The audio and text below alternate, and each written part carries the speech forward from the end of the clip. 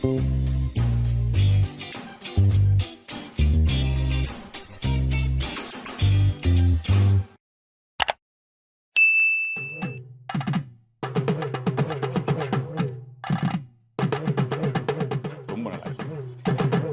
நான் Shabdina. Welcome back to Shabdina's kitchen. இன்னைக்கு நம்ம எங்கே இருந்தால் ஈரோடு இருக்கோம்.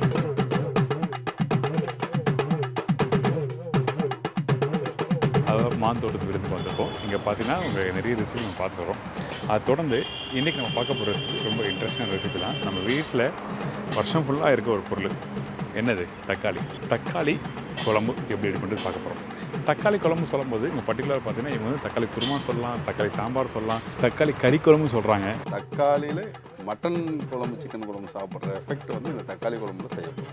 வெஜ்ஜு குழம்புக்கு பதிலாக நான்வெஜ் குழம்பு தக்காளியிலே செய்யப்படும். சூப்பராக இருக்குது. இட்லி தோசை பயங்கர சூப்பராக இருக்குது. அது செஞ்சு பார்த்து அதை சாப்பிட்டு பார்த்தா தான் அதனுடைய டேஸ்ட் தெரியும். ஸோ அந்தளவுக்கு பிரமாதமான ரெசிபி. ஏங்கிட்ட இதில் கறியை போடாமல் இந்த தக்காளியை வச்சு ரொம்ப இன்ட்ரெஸ்டிங்காக ஸ்டைலில் எப்படி பண்ணுறாங்க சொல்லி பார்த்து தெரிஞ்சுக்க போகிறோம். தக்காளினுடைய பச்சைத்தன்மை போகிற வரைக்கும் இதில் வந்து அந்த தண்ணி அந்த லெசன்ஸ் பூராமே இறங்கிருக்கு. சாறு பூராமே லெசன்ஸ் ஆவியாயிடும். ஓகே, அதுக்காக நீ கட் பண்ணிங்கன்னா அது துவையல் மாதிரி ஆயிடும். அதுக்கப்புறம் வந்து இதில் மசாலா ஒன்று ரெடி பண்ணுறாங்க.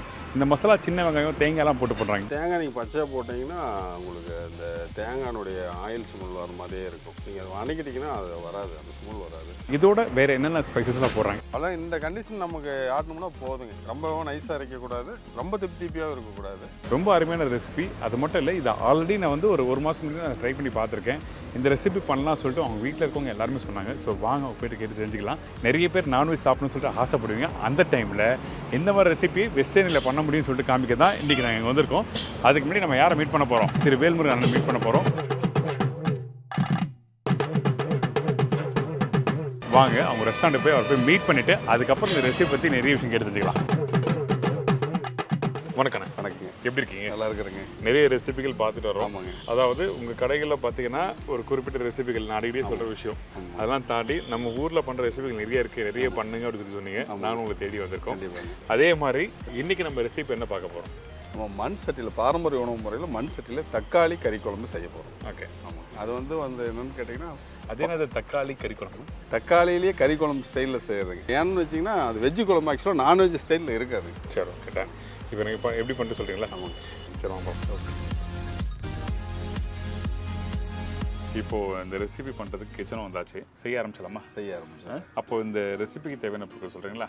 தக்காளி, நாட்டு தக்காளி சின்னதாக 7 தக்காளி எடுத்துருக்குறோம். அப்புறம் சின்ன வெங்காயம் எடுத்துருக்குறோம் 100 கிராமு, 5 பல் பூண்டு, கறிவேப்பிலை தலை எடுத்துருக்கோம், பட்டை ஒரு 2-3 பீஸு, லவங்கம் ஒரு 5ங்க, கடுகு வந்து ஒரு 10 கிராம், ஒரு 1/2 டீஸ்பூன் வருங்க, சீரகம் ஒரு டீஸ்பூனு, மல்லித்தலை தேவையான அளவு சும்மா மணத்துக்காக போடுறது, 10 கிராம் மிளகு வேணும், பொட்டுக்கடலை வந்து ஒரு 50 கிராம் எடுத்துக்கிறோம், தேங்காய் 1/2 மூடி வேணும், மிளகாய் மசாலா பொடி, தேவையான அளவுக்கு உப்பு போட்டுக்க போகிறோம், கடலை எண்ணெய் 100 ml தேவைங்க, சக்தி மசாலா மஞ்சத்தூள் 1/2 டீஸ்பூன், சக்தி மசாலா சாம்பார் பொடி 1 டீஸ்பூன். இப்போது இந்த ரெசிபி தேவையான பொருட்களும் சொல்லிட்டீங்க. இப்போ நம்ம ஸ்டார்ட் பண்ணிடலாமா? என்ன பண்ணுறோம் ஃபஸ்ட்டு? நம்ம வந்து இந்த 7 தக்காளி வணக்கிறதுக்கு ஒரு 50 ml எண்ணெய் விட்டால் போதும். ஓகே, ஃபஸ்ட்டு 50 ml போட்டுருவோம். சரி, 100 ml சொல்லியிருக்கு. அது வணக்கிறதுக்கு ஒரு 50 ml, இதுக்கு ஒரு 50 ml கடலை எண்ணெய் எடுத்துருக்குறோங்க. சரி. கடுகு போட தேவையில்லைங்க. ஓகே. வெறும் தக்காளி மட்டும் எண்ணெய் ஊற்றி தக்காளி வணக்க போகும். தக்காளியில் இருக்கிற லெசன்ஸ் அந்த நீர் பூரா இறங்கணும். அவ்வளோதான். அது தண்ணி இல்லாமல் நம்ம அதுக்கு பண்ணுறோம். வணக்க பார்த்தீங்கன்னா தெரியும் உங்களுக்கு. இதில் இந்த தக்காளி வந்து நாட்டு தக்காளி தான் யூஸ் பண்ணுறோம். நாட்டு தக்காளி தான் நல்லா இருக்குது. இல்லை, இப்போ நம்ம வீட்டில் நாட்டு தக்காளி இல்லை, பெங்களூர் தக்காளி தான் இருக்குது. அதெல்லாம் இருக்குது, மார்க்கெட்டில் அதிகமாக அதுதான் வருதுங்க. நான் நாட்டு தக்காளி செஞ்சால் தான் அந்த உங்களுக்கு புளிப்புத்தன்மை அதிகமாக இருக்கும்.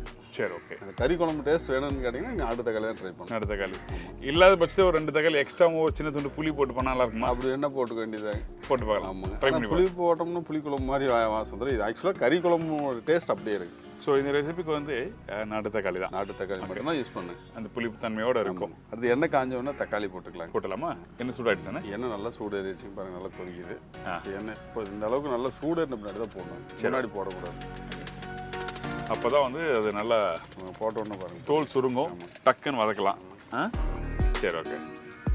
இப்போ இதோட வந்து அந்த சின்ன வெங்காயம் என்ன போட்டு வதக்குறோமா? இல்லை ஒன்றுமே போடக்கூடாது. அப்போ அது தனியாக வதக்கணும். 3 டைம் தாளிக்கிற மாதிரி வருங்க. சின்ன வெங்காயம் செலவை எல்லாம் போட்டு ஒரு டைம் செய்கிற மாதிரி இருக்கும். இதையெல்லாம் அரைச்சி ஆட்டங்களில் ஆட்டி எடுத்துட்டு 3ஆவது டைம் தாளிக்கும் போது வந்து பெரிய வெங்காயம் போட்டுக்கிறோம். ஏன் பெரிய வெங்காயம் போட்டுக்கணும்னா சின்ன வெங்காயத்தில் காரத்தன்மை அதிகமாக இருக்கும். இது நாட்டு தக்காளி இல்லைங்களா, அதனால் வந்து பெரிய வெங்காயம் யூஸ் பண்ணுறோம். ஓகே. இதில் புளிப்பு தன்மை இருக்கும். ஆமாங்க, அது காரத்தன்மை அதிகமாக இருக்குது சின்ன வெங்காயத்தில். பெரிய வெங்காயம் பார்த்தீங்கன்னா கொஞ்சம் காரத்தன்மை கம்மியாக இருக்காது, ஒரு இனிப்புன்னு சொல்ல முடியாது, லைட்டாக ஒரு அந்த ஸ்வீட்னஸ் இருக்கும். ஸ்வீட்னஸ் இருக்கு. ஓகே, இது தக்காளி வெடிக்குங்க இப்போ. ஓகே, முழுசாக பண்ணும்போது. ஆமாம், சரி, வீட்டில் வதக்கும்போது பார்த்து பண்ணுங்க. ஆமாம், அதாவது முழுசாக போட்ட எந்த பொருளாக இருந்தாலும் பச்சை மிளகாய், தக்காளி இதெல்லாம் வந்து வதக்கும் போது பார்த்து வதக்குங்க. இந்த தக்காளி வந்து 1/2 வதக்கி கூட கட் பண்ணி போடலாமா? போடக்கூடாதுங்க, ஜூஸ் ஆகிடும். ஜூஸ் ஆகிடும். தக்காளி அப்படியே இருக்கும், தக்காளினுடைய தோல் மட்டும் தான் சுருங்கும், அதில் இருக்க லெசன்ஸ் பூரா இறங்கிடும். சரி, ஓகே, அது ஆவியாயிடும். சரி, ஓகே. இப்போ தக்காளி வதக்கிட்டு இருக்கோம், வதக்கி முடிச்ச பிறகு உங்களுக்கு காமிக்கிறேன் என்ன மாதிரி பக்குவத்தில் வதக்குறோம்.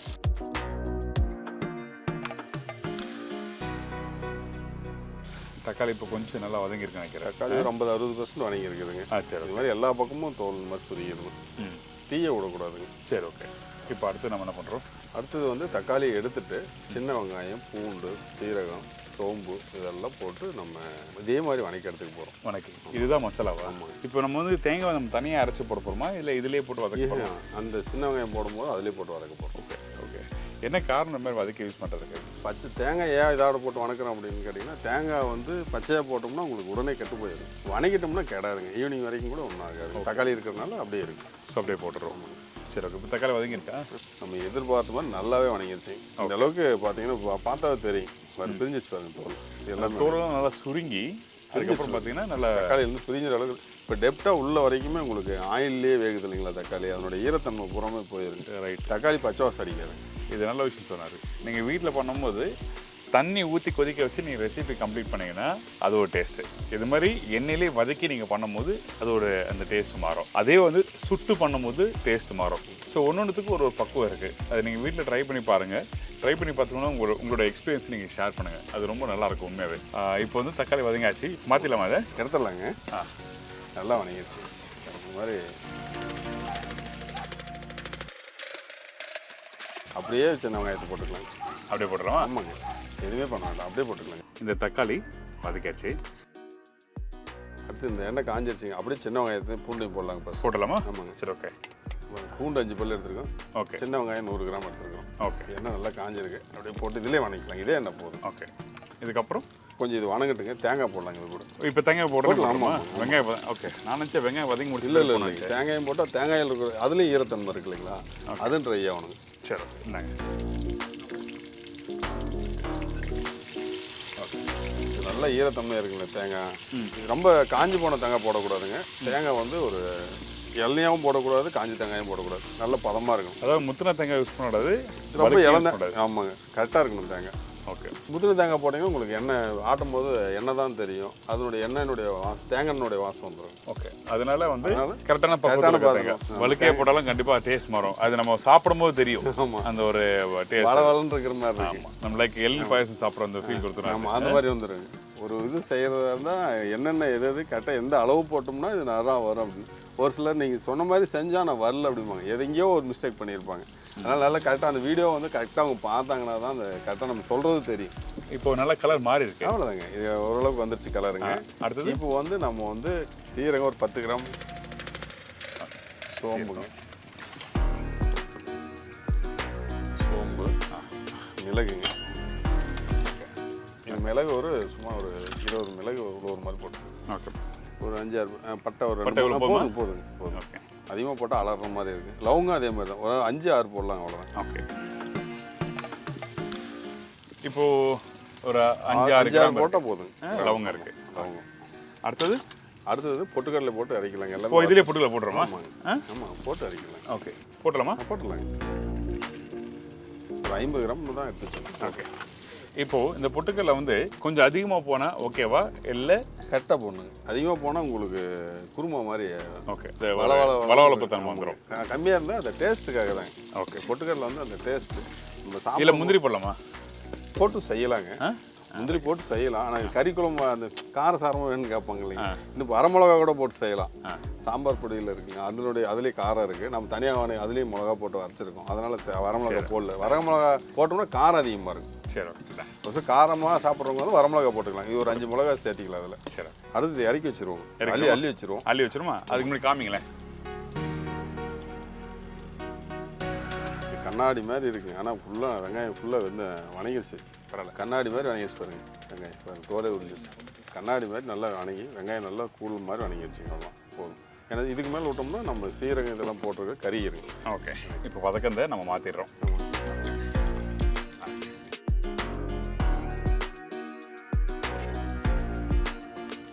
இப்போ இந்த எண்ணெயை எடுத்துடுறோம் நம்ம. இந்த எண்ணெய் எடுத்துடுங்க, இது தீஞ்ச வாசம் வந்துடுங்க. ஓகே, எடுத்துட்டு கடாயை வாஷ் பண்ணிவிட்டு அப்படி புதுசாக தாளிக்கும் போது, ஏன்னா இனிமேல் ஆட்டிட்டு வர போகிறோம். ஆட்டிட்டு வரீங்களா? ஆமாம். ஓகே, செக்கு ஆட்டுறதுக்கு அவங்க வீட்லேயும் வர சொல்லியிருக்கிறேங்க ஹெல்ப்புக்கு. நம்ம செக்கு ஆட்டுறது ட்ரைனிங்லாம் ரொம்ப நாளாகி போச்சுங்களா, 10-15 வருஷம் ஆச்சு, தெரியாது. சின்ன வயசில் இட்லி கேட்டால் ஆட்ட விட்டு தான் இட்லி தான், அதுக்கே இட்லியை கேட்க மாட்டோம். இப்போ இது நல்லா அரைச்சிட்டு உங்களுக்கு காமிக்கிறேன் என்ன மாதிரி பக்கத்தில் வந்துருக்கு சொல்லிட்டு. வணக்கம். வணக்கங்க. நல்லா இருக்கீங்களா? நல்லா இருக்கேன். நிறைய ரெசிபி அண்ணன் வந்து சொல்லி கொடுத்துட்டு வர்றாரு. எப்படி தக்காளி குழம்பு நீங்கள் எப்படி வீட்டில் செய்வீங்க? இது உங்கள் மெத்தடா எப்படி? கல்யாணத்துக்கு முன்னாடி வேற மாதிரி செஞ்சுட்டு இருந்தாங்க. எங்கள் பாட்டிலாம் வேற மாதிரி சொல்லி கொடுத்தாங்க. இங்கே வந்து இவரும் அவரோட அம்மாவும் எனக்கு வேற மாதிரி கற்றுக் கொடுத்துட்டாங்க. வீட்டுக்கு வாசப்படி மாதிரி வீட்டுக்கு வந்து ரெசிபி மாறுது. இதுதான் நல்லா இருக்கும் அப்படின்னு சொல்லி கொடுத்தாங்க. ஓகே, இப்போ நீங்கள் எல்லாரும் வீட்டில் இப்படி தான் பண்ணுறாங்க. ஆமாங்க. இதுலேயே வந்து இப்போ தக்காளி போட்டு பண்ணுறோம்ல, நீங்கள் வேறு எதாவது காய்கறி போட்டு பண்ணிருக்கீங்களா? காய் போட்டு பண்ணதுங்க, தக்காளி போட்டு பண்ணியிருக்கோம். இதுலேயே சிக்கன் என்ன போடலாமா? சிக்கன் போட்டு டைம் பண்ணியிருக்கோம், டைம் நல்லா இருக்கும். தோசை இட்லிக்கு சூப்பராக இருக்கும். அதுதான் கேட்டேன் நான். போட்டு பண்ணலாம், நல்லா இருக்கும். ஏன்னா கறி போடாமல் கறி குழம்பு சொல்லி சொல்லிட்டாங்க. இல்லை சிக்கன் போட்டால் உண்மையாக எப்படி இருக்கும்? சிக்கன் குழம்பு மாதிரியே தான் இருக்கும், சூப்பராக இருக்கும். ஓகே, இந்த குழம்புலாம் வந்து மாதத்துக்கு ஒரு நாள் செய்வீங்களா, இல்லை வருஷத்துக்கு ஒரு நாளா, இல்லை யாராவது கெஸ்ட் தான் செய்வீங்களா, எப்படி? வாரம் ஒரு டைம் செஞ்சிடும். வாரம் ஒரு டைமா? இட்லி தோசைக்கு மெயினாக இது இந்த மாதிரி தானே செய்ய போகிறோம். காலையில் சாதத்துக்கும் நல்லா இருக்கும். நல்லா இருக்கும். சாதத்துக்கு காய் போட்டு செஞ்சா நல்லா இருக்கும். இட்லி தோசைக்கு இந்த மாதிரி என்ன செஞ்சா நல்லா இருக்கும். 2 பேரும் பேசிட்டு ஆட்டுங்க, எப்படி நைஸாக ஆட்டிட்டு எங்களுக்கு காமிங்க.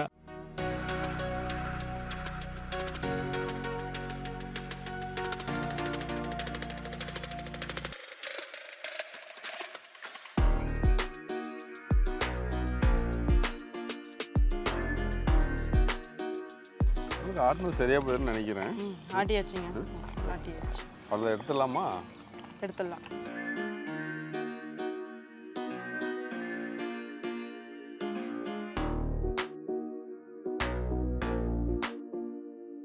இது ஒரிஜினாலிட்டியே வேணும் அப்படின்னா உங்களுக்கு செக்கில் ஆட்டுங்க. டைம் ஆனாலும் பிரச்சனை இல்லை. சின்ன செக்கு இந்த மாதிரி வீட்டு இது பாருங்க எவ்வளோ வாசமாக இருக்கும். ஆமாம், மணமாக இருக்குது பாருங்கள். அரைச்சது பாருங்கள், நல்லா காமிச்சிருக்கேன் உங்களுக்கு. இந்த மாதிரி ட்ரை பண்ணி அரைச்சி அதுக்கப்புறம் நம்ம குழம்பு செஞ்சு பார்ப்போம் என்ன மாதிரி இருக்குன்னு. வாங்க உள்ளே போகலாம், கிச்சனில் போய் செஞ்சு பார்த்துருவோம். இப்போ நம்ம வந்து ஆட்டங்களை போட்டு ஆட்டியாச்சு. ஆமாங்க, அக்கா நம்மளுக்கு உதவி செஞ்சாங்க. ஆமாங்க. இப்போ அடுத்து நம்ம என்ன பண்ணுறோம்?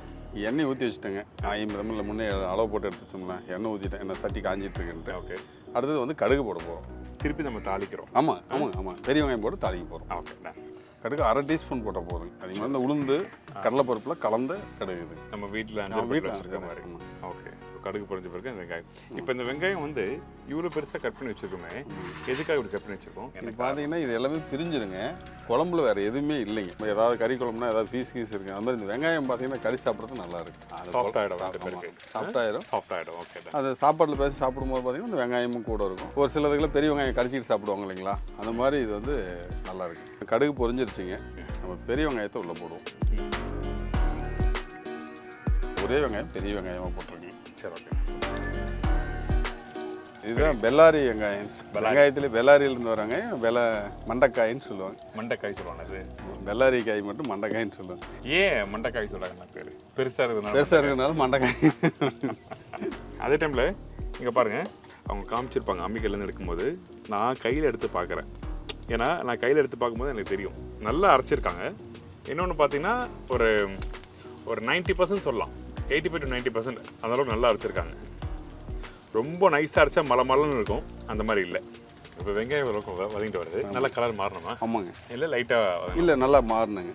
சரி, கொஞ்சம் பச்சை வாசம் போகிற அளவுக்கு மாறினா போதுங்க. ரொம்பவும் தீயிற அளவுக்கு தேவையில்லை. கறிவேப்பிலை போட்டு ஒரு 2 நிமிஷம் இருந்தோம்னா சரியாக போயிடும். போட்டலாமா? இப்போ ரெடி ஆயிடுச்சிங்க. நல்லா பொன்னிறமாக வணங்கிடுச்சிங்க. அடுத்து கறிவேப்பிலை போடலாங்க. இந்த மாதிரி பக்குவத்தில். ஆமாம், இந்த மாதிரி பக்கத்தில் கறிவேப்பிலை போட்டால் போதுங்க. பொன்னிறன்னா கலர் மாறல, அந்த வெங்காயம் வந்து நல்லா வதங்கிருக்கு. இல்லை, சைடு பாருங்கள், அந்த லீப்பில் சைடில் பார்த்தீங்கன்னா உங்களுக்கு தெரியும். சரி, ஓகே. பொன்னிறங்கிறது இதுதான். ரொம்ப விட்டோம்னா சுற்றி அந்த காரம் பாருங்கள், 1-2 வாரம் இதெல்லாம் மாறிச்சு பாருங்கள். ஓகே, இன்னும் ரொம்ப அதிகமாக விட்டோம்னா உங்களுக்கு நல்லா இருக்காது. வெங்காயம் நம்ம அந்த குழம்புல தெரியணுங்கிறதுக்காக ஒரு 75% விட்டோம். இன்னொரு 2 நிமிஷம் 3 நிமிஷம் விட்டோம்னா ஃபுல்லாக கலர் மாறிடும். அடுத்து கருவேப்பிலையா? ஆமாங்க. சரி, நான் போட்டுருவா? போட்டுருங்க. ஓகே,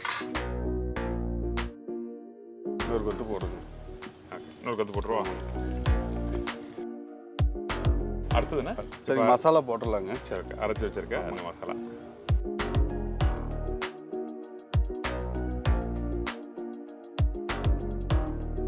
இப்போ அந்த அரைச்சி அரைச்சிச்சு மசாலா அந்த செக்கில் இருக்கிற தண்ணியெல்லாம் கழுவி எடுத்து வச்சுருந்தீங்களா அது சரி ஓகே இன்னும் தண்ணி வேணுமா ஆமாங்க அப்போ எப்போ இந்த மஞ்சள் தூளில் நீங்கள் அரைச்சி வச்சு இப்போ போட போகிறோம் இப்போ இதுக்கப்புறம் தான் ஆமாம் ஆமாங்க அந்த வெங்காயம் வதங்கிற டைம்லாம் இல்லை அது தேவையில்லை இல்லை அப்போ போடும்போது தீஞ்சு போயிருங்க மஞ்சள் இப்போ இனிமேல் தான் போகணும் இப்போ முன்னாடி போட்டோம்னா மஞ்சள் கருகின வாசம் வந்துடுங்க ஓகே இப்போ அந்த எல்லா தூளுமே இப்போ போட்டால் போதுங்க ஏன்னா கொதிக்கும் போது உங்களுக்கு எல்லாமே போயிருங்க சரி இப்போ நம்ம தண்ணி ஊற்றிக்கிறத பொறுத்து மாறிங்க சரி நம்ம கொஞ்சம் உங்களுக்கு எந்த மாதிரி இருந்தால் கரெக்டாக இருக்குது உங்களுக்கு நாளாக இந்த மாதிரி தான் வச்சுக்குவோம் சரி தண்ணியாக இருக்கணும் ஆமாம் இது குருமா மாதிரி ஆயிருங்க மஞ்சள் தூள் இதெல்லாம் பவுடர் போடும்போது இது மாதிரி ஆகி கறி குழம்பு மாதிரி ஆகி அது மஞ்சள் தூள் போடுவோம் மஞ்சள் தூள் வந்து முன்னாடி போடக்கூடாதுங்க இப்போ தான் போடணும் மஞ்சள் வந்து மணத்துக்காகவும் அந்த சுவைக்காகவும் மஞ்சள் தூள் போட்டால் தான் நல்லாயிருக்கு சாம்பார் பொடி கொஞ்சம் போடுறோம் ஓகே கொஞ்சம் போட்டால் போதும் சரி இது வந்து சாம்பார் பொடி நல்ல மனம் கொடுக்குங்க இது ஓகே ஸோ அதுக்காக யூஸ் பண்ணுறீங்க நீங்கள் நார்மலாகவே யூஸ் பண்ணுவீங்களா எப்படி இல்லை ஹோட்டலுக்காக மட்டும்தான் யூஸ் பண்ணுவீங்களா இல்லை நார்மலாக யூஸ் பண்ணுவோம் ஓகே ஏன்னா இங்கே ஒரு மசாலாவும் நீங்கள் அரைச்சி வச்சுருக்கீங்க மிளகாய் எல்லாம் போட்டு வச்சுருக்கீங்க நான் கேட்டுக்கிறேன் ஏன்னா சில பேர் மேரேஜ் ஃபங்க்ஷனில் போகும்போது அதுக்கு தனி மசாலாவை போடுவாங்க ஸோ அதனால கேட்குறேன் இது என்ன பொடி இது கறி குழம்புக்கு மசாலா ரெடி பண்ணுற மாதிரி ரெடி பண்ணியிருக்கிறேங்க தனியா வரமிளகா சீரகம் மிளகு கடுகு சோம்பு கொஞ்சம் அப்புறம் பெருங்காயத்தூள் எல்லாமே போட்டு மிக்ஸ் பண்ணி எல்லாமே வறுத்து அரைச்சிருக்கோம் ஓகே இதெல்லாம் போட்டு வச்சுருக்கீங்க சரி ஓகே போட்டலாம் இது எவ்வளோ போடுறோம் 2 டீஸ்பூன் போட போகிறோங்க 2 டீஸ்பூன் ஓகே இப்போது இந்த பொடி வந்து வேறு எதுக்கெல்லாம் யூஸ் பண்ணலாமா மட்டன் மசாலா சிக்கன் மசாலாவுக்கும் யூஸ் பண்ணலாம் இது ஒரே மாதிரி சரி இது வந்து கறி குழம்புக்காக செய்கிற மசாலா சரி நம்ம இதுக்காக போட போகிறோம் 2 ஸ்பூன் போடுறோம் எல்லாத்தையும் ஒன்றா போட்டு கலரி விட்டு உப்பு போடணும் உப்பு போடுறோம் உப்பு தேவையான அளவு போட்டுக்கணும் நம்ம ஸோ இப்போ வந்து எல்லாமே போட்டாச்சு அதுக்கப்புறம் இந்த ரெசிபி எப்படி இருந்துச்சு நான் டேஸ்ட் பண்ணி பார்த்து நான் சொல்கிறேன்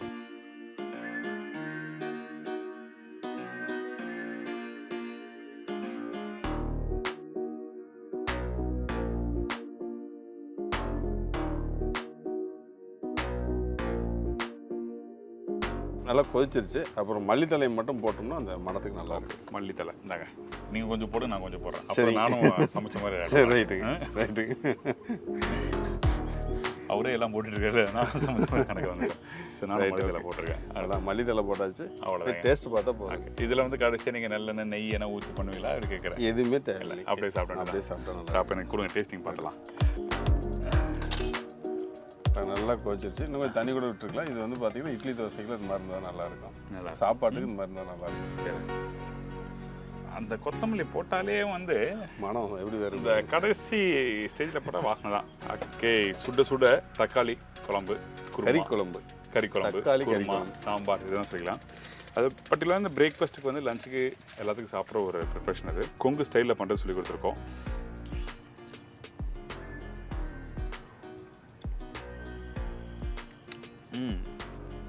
நல்லா இருக்கும் உப்பு ஏதாவது போடுங்களா உப்பு போதும் காரம் இருக்குது இட்லி தோசைக்கு சொன்னாங்க பார்த்தீங்களா தொட்டு சாப்பிட்றதுக்கு அருமையான ஒரு ரெசிபி ரெண்டாவது தான் சாதம் சொல்லுவேன் நான் அது மட்டும் இல்லை காரம் சுருக்குன்னு இருக்குது நீங்கள் வேணால் கொஞ்சம் காரம் கொஞ்சம் கம்மியாக சாப்பிடணும் அப்படின்னு கொஞ்சம் காரம் கம்மி பண்ணிக்கலாம் இன்னொரு முக்கியமான விஷயம் இந்த இடத்துல தக்காளி நான் அரைச்சேன் பார்த்தீங்கன்னா தக்காளி தேங்காயெல்லாம் நல்லா நைஸாக அரைச்சிருக்கு அது ஒரு என்ன சொல்கிறது ஒரு பைண்டிங் அந்த டெக்ஸ்டர் அண்ட் டேஸ்ட்டு எல்லாம் சேர்ந்து வந்து ஒரு கலவையாக இருக்குது ரொம்ப நல்லாயிருக்கு சுட சுட சாப்பிட்றதுக்கு தி பெஸ்ட் நைஸ் தக்காளி குழம்பு நம்ம நிறைய ஸ்டைலில் பார்த்துருப்போம் ஆனால் இன்றைக்கி வந்து இங்கே ஈரோட்டில் இவங்களோட ஸ்பெஷல் ரெசிபியை நான் உங்களுக்கு ஷேர் பண்ணியிருக்கேன் உங்கள் எல்லாருக்கும் ரொம்ப பிடிச்சி நினைக்கிறேன் ஒரு சிலர் வந்து பச்சரிசி சாதத்துக்கு வந்து கொஞ்சம் தண்ணி குழம்பு மாதிரி வச்சு சாப்பிடுவாங்க கொஞ்சம் காரம் கொஞ்சம் ஜாஸ்தியாக போட்டு சாப்பிடுவாங்க நைஸ் இன்னொரு முக்கியமான சொல்கிறேன் இந்த குழம்பு பண்ணும்போது ரொம்ப குறைன்னு அரைச்சிடாதீங்க ரொம்ப குறைக்குறது நீங்கள் சாப்பிடும்போது என்னென்னா இந்த பல்ல பட ஆரம்பிக்கும் நாக்குலையும் பல்ல படும்போது திப்பியாக இருக்கும் அந்த நாங்கள் சொன்ன மாதிரி ஒரு 90% அளவுக்கு கரெக்டாக அரைச்சிட்டு நீங்கள் வீட்டில் யூஸ் பண்ணால் ரொம்ப நல்லாயிருக்கும் அதே டைமில் ரொம்ப நைஸாக அரைச்சிருக்கேன் இது ரொம்ப முக்கியமான பாயிண்ட்டு அதனால திருப்பி அட்ரஸ் பண்ணுறேன்